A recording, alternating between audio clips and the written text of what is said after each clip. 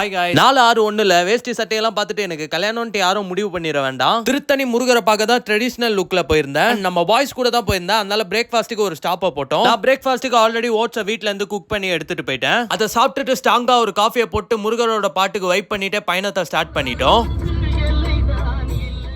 அப்படின்ட்டு கோயிலுக்கு வந்து ரீச் ஆயிட்டோம். நம்ம நண்பர் ஒருத்தர் மொட்டை போட்டாரு, அதனால அதுக்கு வெயிட் பண்ணிட்டு இருந்தோம். அது யாருன்னா